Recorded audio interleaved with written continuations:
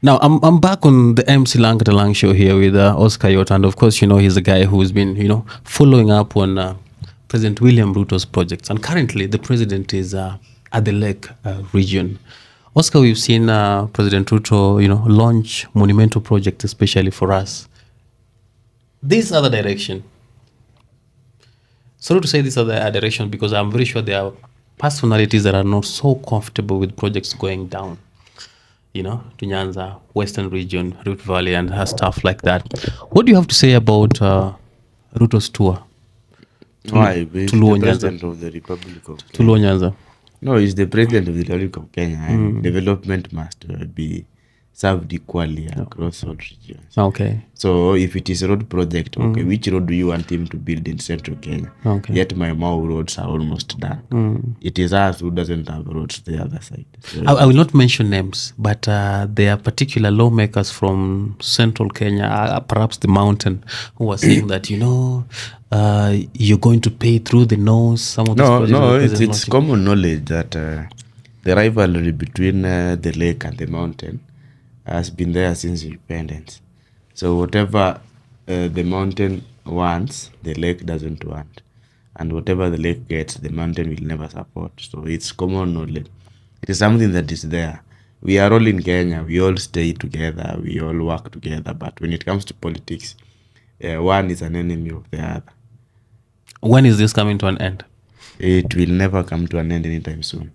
It is a propaganda. It is a rivalry that was manufactured before independence, and it will stay there for the next 100 or so years. It will never end. What is the bone of contention, if I may ask? No, I don't know. Because I'm sure there are people who don't even know why. I'm merely 30, and this is a rivalry that is over 60 years old. So I can't get into it. I was born, found the rivalry already there. Okay. We stay together. Normal life, social, business-wise, we work together. We do things together. But politically, it is something that it never works. So I was born, found the political enmity there. I'm merely 30. The enmity is always there. It is something I cannot talk about because the rivalry is older than myself. Okay. It is even older than my father. That's interesting. I'm sure you are following up on what the president was doing over the past, 72 hours. And perhaps you can highlight for us some of the major projects that the president launched and their benefits especially. For Western Kenya, it's an eye-opener. Okay. Because, let me ask. For example, let me just mention one thing that was there before. That it's already on course, because if you drive along Nairobi, Mau Summit, there are works going there all over. So tell me, if Kenyan speed limit is 80 km per hour, and Nairobi to Kisumu is merely around 360 km. You're right. So you divide by 80. Is how many hours? I think you're better off with figures than myself. Around 4.5. Okay. So, but we take how many hours on that one? Longer. So it should be on the normal speed limit. We should take 4.5 hours to Kisumu. Okay. But we take the whole day. We're speaking about investments, economics. We are speaking matters, food security. So it means when let's say an investor or somebody or a businessman wants to go buy fish in Kisumu to come and sell in Nairobi, the guy would have to take 2 days just to go and bring fish back to Nairobi, because he'll travel overnight, reach Kisumu in the morning, then pick fish, travel throughout the day, reach Nairobi back in the evening, then store that fish. So he'll leave Nairobi on Friday overnight, reach Kisumu on Saturday in the morning, buy fish, then travel back, reach Nairobi on Saturday in the evening, then store that fish for him to sell it on Sunday. And remember, he left Nairobi on Friday. Okay. So with the dual carriage, the 6-lane Mau Summit thing, this person will leave Nairobi on on Sunday early in the morning, or on Sunday evening. Okay. On Sunday early in the morning, let me say that, around 4. By 7, he'll be in Kisumu. Buy his fish. By noon, he'll be in Nairobi selling that same fish. You're right. So in a way, that road is actually an eye opener, especially on matters, Business. Yeah, Business. because even if he doesn't go and come back, he'll make an order on Sunday evening. Then fish will leave Kisumu on Sunday in the morning around 4. Okay. By 7, fish will be in Nairobi and he'll be selling his fish. Something that you love to, for on normal occasion, you will have to order fish 24 hours before For it to to reach, get yeah. to you on time. But now this is something you'll be ordering fish. Even if you don't order it today, you'll be ordering that fish 7 in the morning when fishermen are landing. Okay. Are coming back from the lake. You order that fish in the morning. Then by noon, or that fish is already in the market in Nairobi being sold. Okay. So that is to business, that is a totally an eye opener. Another thing is the SGR, for example. It will, one thing I've loved with Ruto is made it possible that both sides of the route get something. Okay. So if Nakuru, Nairobi to Mau Summit is getting the dual carriage, then the South Rift, South Nyanza, because remember the other side will be running through to Nakuru, to parts of North Rift to Kisumu. Then South Rift and South Nyanza hawakuwa na kitu. Okay. So South Rift and South Nyanza Sure. will be getting the SGR. So let's say I've seen the latest, the stations are Bomet, Sotik, and Narok, Bomet, Sotik, and Ahero, and Sondo, Sondo. And the regions, there is wheat, there is maize, there's avocado, there's bananas, there's mango, There are potatoes. there's fish, there are potatoes. Sure. There are a lot of things that will be reaching this market as fast as possible. Even if you leave alone, the guys using the SGR, still the distance between the regions Kisii, Kericho, Nyamira, Bomet, Homa Bay, and Migori, their distance to Mau Summit is just an hour. Okay. So you only add an hour, then you join the road from Mau Summit, you join the dual carriage. You'll be reaching Kisumu, Nairobi very fast. Okay. Again, if you check down there, for example, I think I made an example some time back that they were produces maize almost equally to Trans Nzoia. Not that equally to Trans Nzoia, but almost equally to Trans Nzoia. And the roads in they were very pathetic. And they were in the Suba, the Suba South, the Gwasi side, they produce maize almost equally to Trans Nzoia. But the roads in the region are very pathetic. Okay.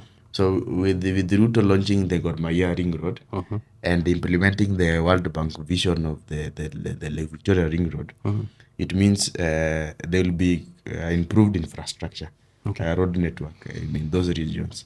So maize will be reaching the market as fast as possible. So one thing I would really want him to add is what they call the silos. Yeah, silos, sure. Where we take just like what NCPB, something like that. That one, that body that people take maize to, the government store them. Sure.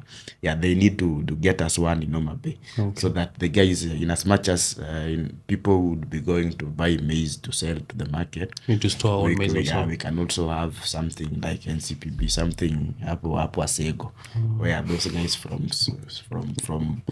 Migori and Homa Bay and Suba. Why did you pick Homa Bay, by the way? You fighting for Homa Bay?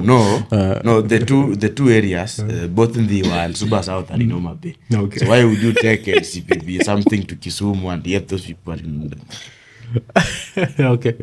Carry on. Yeah, so you put it somewhere up around Road Kopany. So that they can take their things there. No, it's for sure. Politics, if you check the politicians in Kenya, ever since I came of age, it's Ruto that is doing an issue-based politics. Okay. In as much as most people don't love is the personality.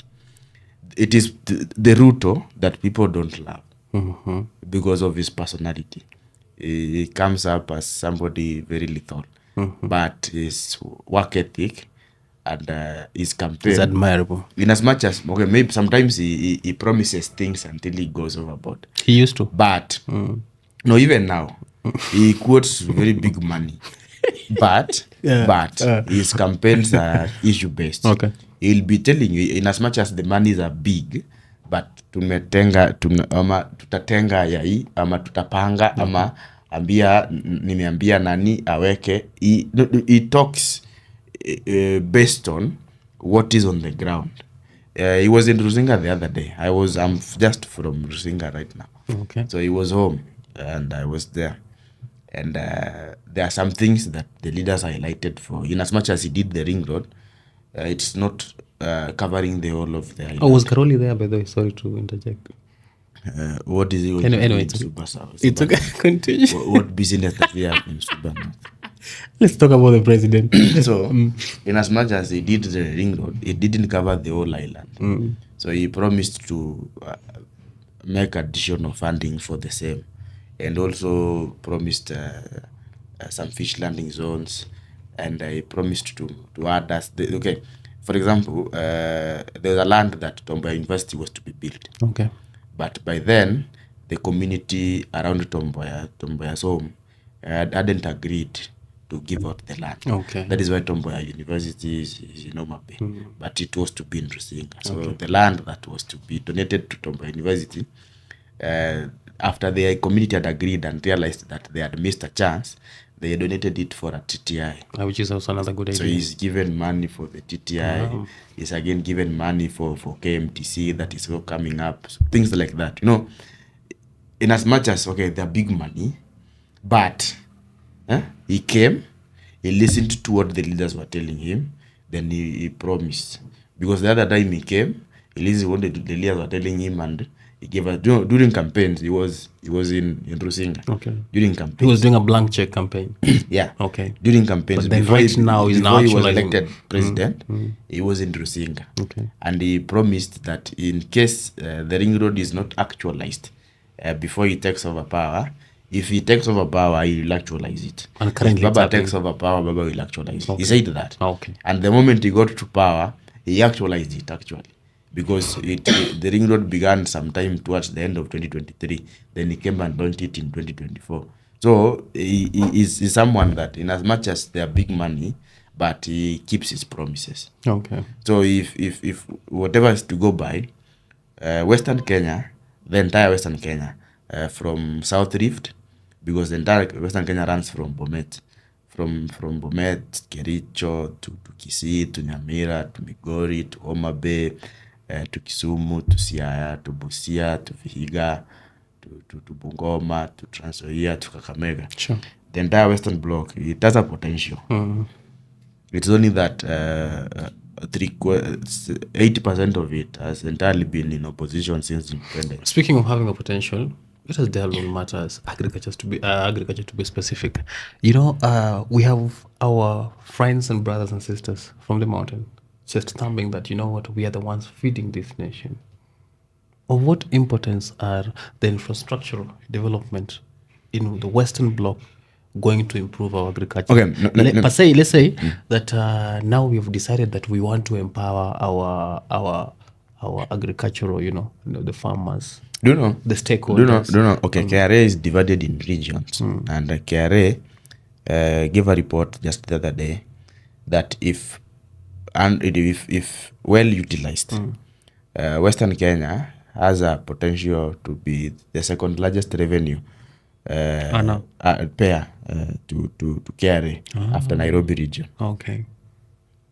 It's only that. Okay, our problem with Central Kenya is that both of us were engineered the same. Okay.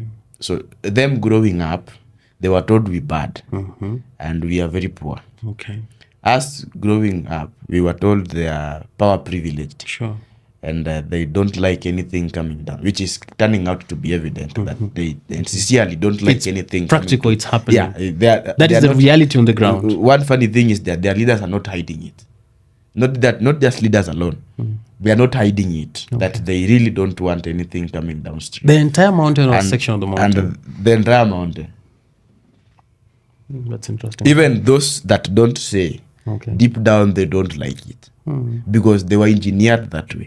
That is how they were brought up. That anything going to Central Kenya is totally abomination. We're going to, Western Kenya. Western Kenya. Yeah, it's totally bad. It should not even go there. It should not be handled. That is why, for example, you would say that Kibaki decided to build a fish factory in Thika. Actually, it is very interesting because we have fish down there, and how comes we couldn't take a fish factory? Yeah, because they were engineered that it should not be there. Why do we need a fish factory there? What benefit yet? All the way from the lake to Thika. Yes.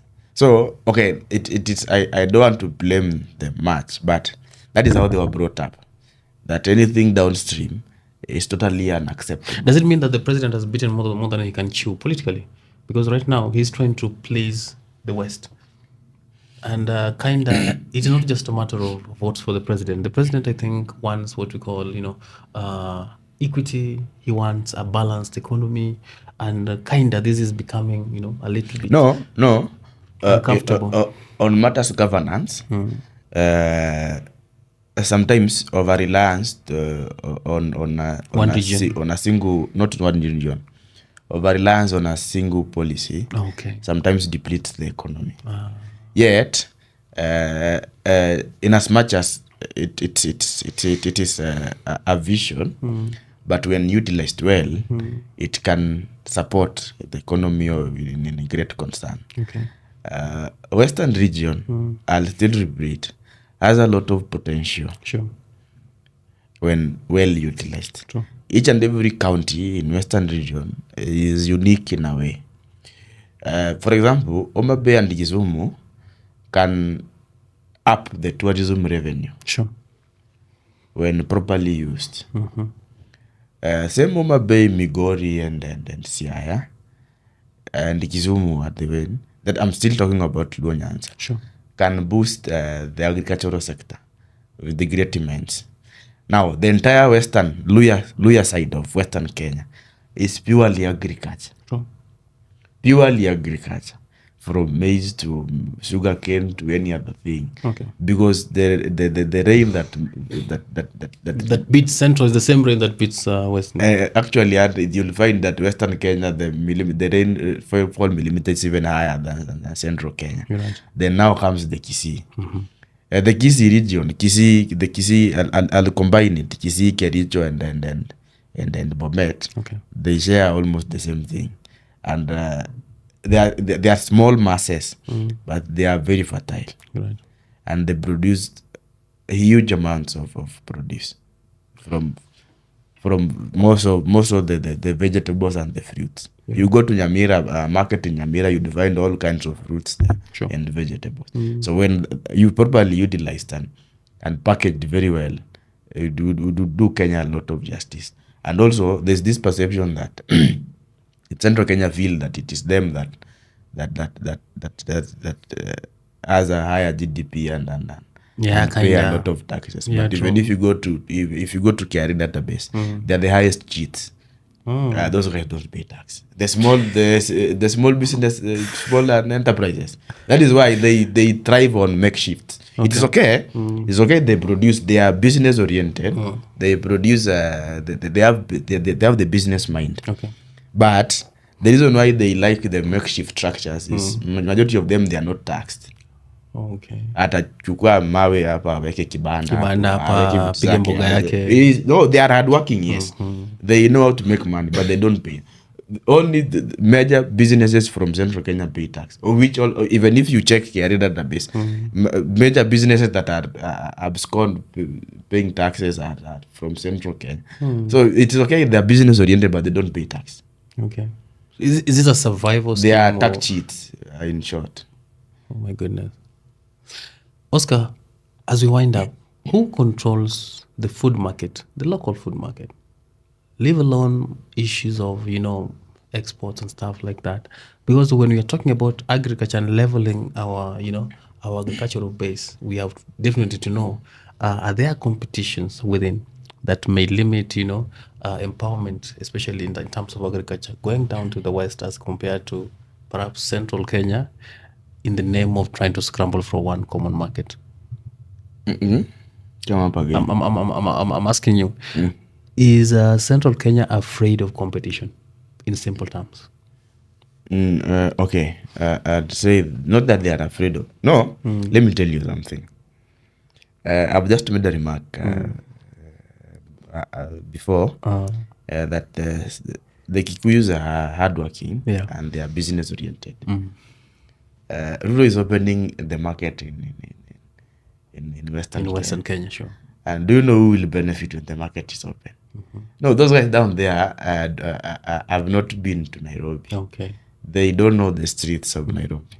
So we'll be going down there to bring the produce. Central Kenya still. So we are opening up the market for them. In short, they need not to be worried. We are giving them alternative market source for whatever they are producing this other side. Okay. And making an additional. Because even if you go down here, even still the lines are long. Okay. The times they take hours to get here. Sure. But it is them still partly, I'll say around 40% that still go downstream to bring produce to Nairobi. Okay, sure. You're right. So the time will be cut. Now more of them would realize the potential down there and they still come from malori ni zao, wao ndio wale mafuta ni yao. Yeah, labda walie they will have a competition with the Somalis. Sure, true. Yeah, walie hiyo. But soko inafunguliwa kila mtu. And you will see once both of them, the SGR and the Geronimo Summit thing is done. Sure. Utakuja unapatana na kina Njeri huko wamejaa wengi wakileta vitu huko. Huko Western. Okay, it's just that is how they were brought up. That anything going to the western side of Kenya, ni kama kuuza pork kwa mosque. That's true. Very totally bad. But once it is done, actualized, completed. No, for example, tell me why Irungu Nyakera will post the SGR to Kisumu yet akona biashara Kisumu ni if it's coming there, it's bad. But once it's actualized, they will run down there. Sure. And majority of them are running down there. They are running to washike vitu. Then because once it's done, inawafungulia. So unajua broker wa kwanza kufika huko ndio atakula. And definitely unajua broker wa kwanza ni nani? Si ni Kamau na Mwangi. Oscar, the level of hunger in Turkana cannot be compared to the level of hunger perhaps in Murang'a, or Homa Bay County. Do you think our counties will reach a level where they can feed themselves outsourcing? Okay. There's one thing that also Kenyans need to understand, that for example, the United States of America, it's something that they began way early in the 1800s. Sure. The states, they started governing themselves way early before even Kenya became a republic. So, and our devolution system is merely 15 years old. So structures are coming up. In as much as still slow, still corruption infested, but even the counties themselves. For example, you'd find the United States of America, they have the supreme government. Then each and every state has their non-local government. Okay. And their own laws. If you are in Nevada and you go to California, the laws in Nevada you'd find are totally different from the laws in California. Sure. You go to Washington, the laws in Washington, maybe they share the general constitution, but there are different laws that are run in different states. Whatever is in Texas is totally different from whatever is in Florida. So they are coming up. In Kenya, it would be the same. Sure. After 30, 40 years, 50 years of devolution, you would see a different Kenya. Okay. Because in as much as, for example, even if you compare the counties today, you'd see that now they are starting to differ, to separate. Okay. Unapata sasa kuna hii imeishi kichagua viongozi mzuri, imeanza kupanda. Lada imeanza kuacha wengine. Sure. That is why you'll hear people talk well about Murang'a now than Murang'a before. and there are things that they're doing there. Okay. That is why you hear people talk about who was it called? Kibwana, mango factory and things like that. Sure. That is why you hear Migori guys complaining about that Homa Bay is doing better and Siaya is sleeping, things like that. So even if you go to USA, the state's GDP is totally different. Sure. California is way much better because maybe their earlier leaders made policies, implemented them better. That is why their GDP is far much higher than it can feed a lot of African countries. By Sure. So now the fluctuation. Okay. With the time, the counties will develop in as much as maybe the leaders are corrupt. However corrupt they are. For example, Homa Bay, however much Awiti was corrupt, he left as a market, both in Homa Bay town and Yugis. Sure. Those are game changers. You're because right. the markets are there. He did something in as much as he ate a lot of money. He also left But us Roche halfway done. yeah, but you'd count that at least within the 10 years, there's something that he did that is also benefiting the county. The county. Yeah, today Gladys is there. Actually, it even left us the airstrip. So today, Kabunde. yeah, Gladys is there. She's trying to do 1, 2, 3, 4. For example, if you go to Kisumu, Nyong'o has done tremendous policy implementation. Sure. For the 10 years. Is going to be there. Right. Whoever they pick next, we'll also do something. And up the game. Yeah, 50 years from now, however slow it is, I'll still let me go back to Homa Bay. You'd find that towns like Ndiwa and Mbita and Yugis were under town councils. You're right. Today, they've been They're upgraded to municipalities. It means 20, 30 years from today, after they are upgraded to municipalities, they won't be the same towns they are today. Mbita didn't have a single institution. Today, they have a KMTC and they're working on a TTI. Homa Bay didn't have a university ever since. Today, they have Tomboya University. And the university is already changing the face of the town. So, if you go back to Homa Bay, 30 years from today, it will be totally a different Homa Bay. Okay. You go to Embu, you go to Kirinyaga, you go to Kericho, you go to it, even to Rukana itself. Okay. If you go to Lodwar and Lokicha, before you start going interior, you'd think you are in a different world. Sure. Because the two towns are well mapped, well planned, tarmacs everywhere, streetlights everywhere. It is something that was never there. Okay. So even them, 20, 30 years from today, in as much as maybe there's still drought, famine and all that, even in USA, there are counties that are famine infested. There are states that are totally half desert. Okay. But they with their policies year and year over the years, they managed to find a way to coexist with the drought, with the desert and all that. Okay. So it is also here. And with the time, after over circulation of policies and everything, things will just go streamlined. Okay. I think we'll end it there, Oscar. Thank you for coming to the show here on Mzuka Kibao TV. In our next show, I believe we'll be talking about the political angle, whereby, we have governors who are accused of working with the national government and, of course, getting development down to the counties and the aspirants who are not comfortable. But that isn't our story for another day. We'll be able to delve into I that. hope I wouldn't foot at this time because it has been long since we hit a Welcome back to the show. Asante Kakuja. Guys, thank you so much for keeping it here on Mzuka Kibao TV, and remember to subscribe to our YouTube channel and follow us on all our social media our channels. It's been you and I here on the MC Lang Katalang show. Thank you.